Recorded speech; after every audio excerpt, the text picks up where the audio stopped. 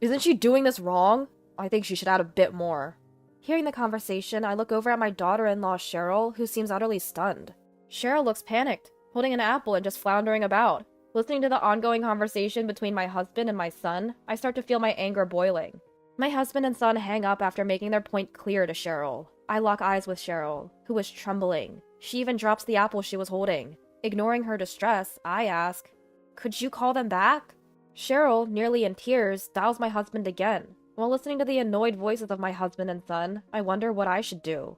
My name is Reina, and I'm 62 years old. I've been helping with household chores at home ever since I graduated from high school. I met my husband Oliver through a family introduction, and we got married. Soon after, we had our son and lived happily. My husband would always attend our son Miguel's school events, no matter how busy he was. My son is really cute, and I can't help it. Even when I was sick and couldn't do housework, he would try his best to help. "How are you feeling? Can you eat some chicken soup?"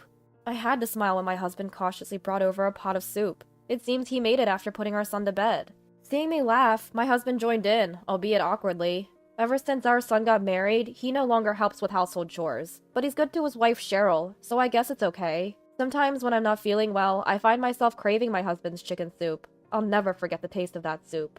Lately, I've not been feeling well. It's probably due to age, but I've been having a constant discomfort in my stomach, and I haven't had much of an appetite. Nowadays, since we're living with my son and his wife, Cheryl is in charge of cooking and washing dishes. I handle the rest of the household chores. I can't complain since I'm relieved from most of the cumbersome tasks of cooking and washing dishes.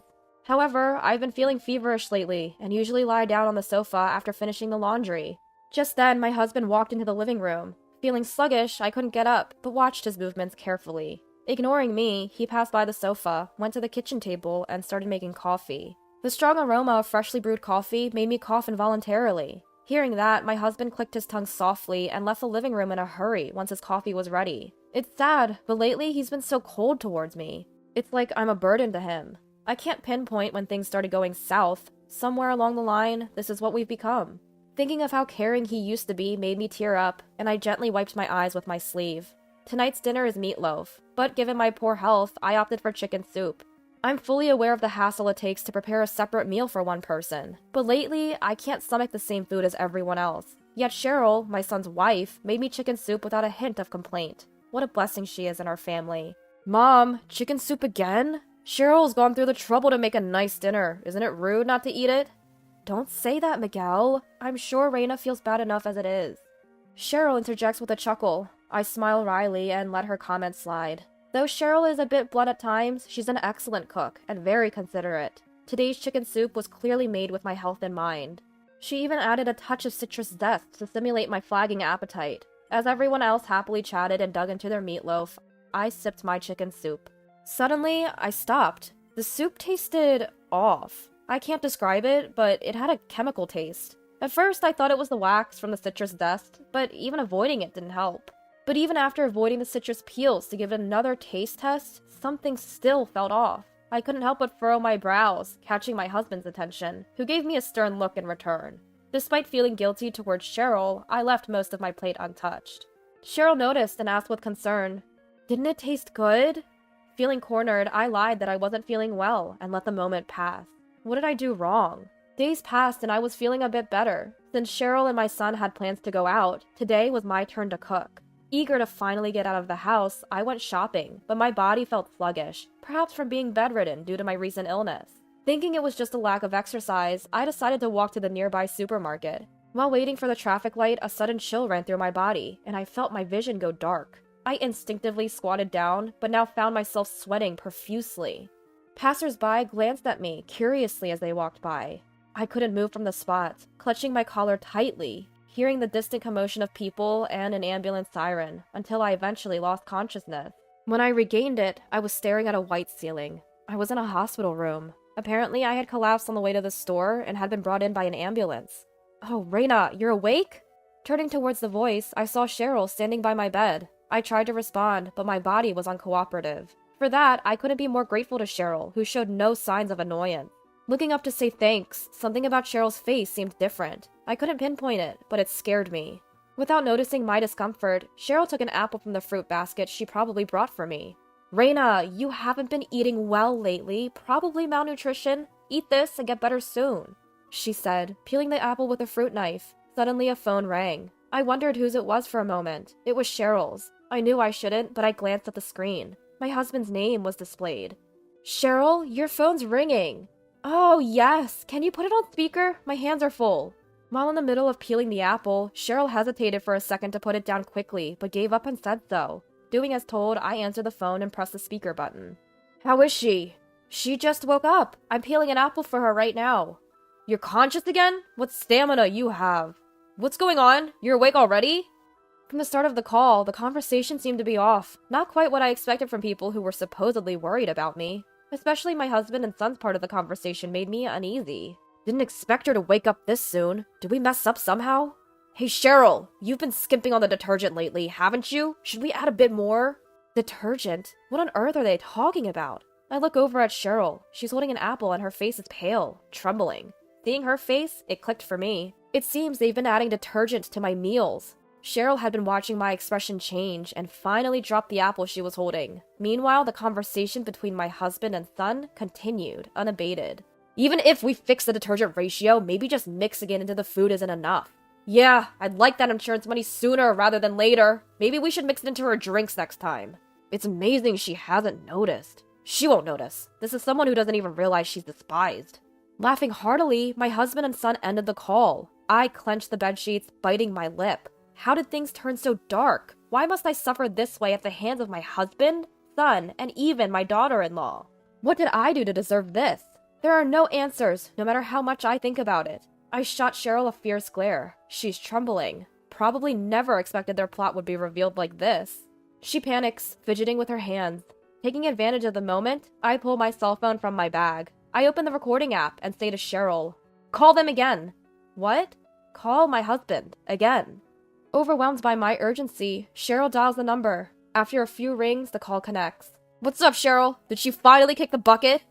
Next to my husband, who answered with a nasty grin, my son casually talks to Cheryl. Don't worry, we'll split mom's insurance money evenly. Actually, you'll get a bit more for all your trouble. Yeah, adding detergent to her meals is no small feat. You deserve it. They laughed uproariously and hung up. I stopped the recording and glare at Cheryl once more. Finally accepting her fate, Cheryl weakly lowers her arms and looks up at the ceiling. I grabbed Cheryl by the shoulders and pressed her for answers. Realizing she was cornered, Cheryl spilled all the details. She confessed that her husband and son-in-law loved to gamble, and they often went to gamble together. But they kept losing and went into debt, continuing their gambling sprees anyway. This mounting debt left them desperate, and they decided to take out a life insurance policy on me, without my knowledge, to collect the money. This plan started 2 years ago, but there are various conditions for an insurance payout, and the quickest, surefire way to meet them was if I became ill. So they apparently came up with a scheme to slowly poison me by mixing detergent into my food. Now that she mentioned it, about 2 years ago, Cheryl suddenly started taking over meal preparation. At first, I offered to help, but Cheryl was strongly against it, so I let her handle it. No wonder she was so opposed. If I helped with the meals, it would be difficult to mix detergent into my plate only, and if caught, the whole plan would fall apart. Then Cheryl dropped another bombshell. The masterminds behind this plan were Oliver and Miguel. They both assured me it would work. After hearing this, I couldn't stay put. Pretending to go to the bathroom, I slipped out of the hospital. Initially, I thought about going home and giving my husband and son a piece of my mind, but that wouldn't satisfy me, so I decided on another course of action. I immediately sought out a lawyer after leaving the hospital. Luckily, it didn't take much time to find a law office, and I quickly went in and explained my situation. The lawyer was skeptical at first, but after I played the recording from earlier, his expression changed dramatically. He advised me to contact the police, but I told him there was something else I wanted to do first, and we proceeded with the necessary paperwork. With everything in place, except what I needed from my husband, I set out again with my lawyer. Of course, our next destination was the police station. I began by explaining the whole situation. The police were as skeptical as the lawyer initially, but as soon as I provided the recording and additional explanations from the lawyer, they swung into action. Afterward, a female officer accompanied me back to the hospital, while the lawyer headed to my house with the police. Upon returning to the hospital, Cheryl was still there and was immediately taken away by the police. As for me, I felt briefly relieved without Cheryl around, but couldn't relax, worried that my husband and son might burst into the hospital room. I went through cycles of lying down and getting up on the bed.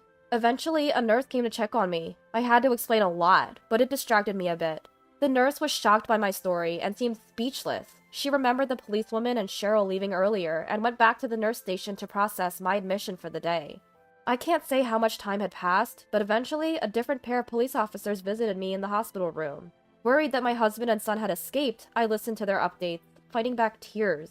To my surprise, they informed me that my husband, son, and Cheryl had been safely arrested. When the police had initially entered my home, neither my husband nor my son were present, leading them to suspect they had fled. But in reality, they were just out gambling and got arrested after being questioned by the police patrolling the area. I couldn't believe their nerve, gambling while I was being rushed to the hospital. Though they had wished for my health to deteriorate, they should have known I was waking up. Their casual attitude really infuriated me. But their recklessness led to their swift arrest, so I guess there's no use complaining now. In the end, my husband, son, and Cheryl were charged with attempted murder. On top of that, my husband was served divorce papers from me, through my lawyer. At first, he opposed the divorce, but after hearing the sum of the damages he'd owe, he agreed to all my conditions, including transferring the house into my name in exchange for a lower settlement. As for my son and Cheryl, well, with my son in jail, I seized the opportunity to sever all family ties through a legal affidavit. No more financial support, period. Even if he's released, I'm treating him like a complete stranger. As for Cheryl, I told her parents everything. Initially, they didn't believe me, but by the time I finished my story, they were visibly shaken.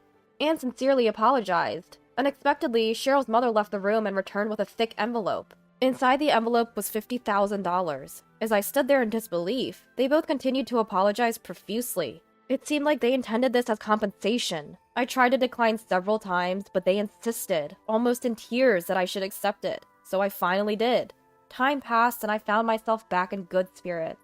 The spacious house, now devoid of people, allowed me to live my life without compromise. And yes, I could finally eat whatever I liked without worrying. Since that incident, I think I've become a bit of a germaphobe.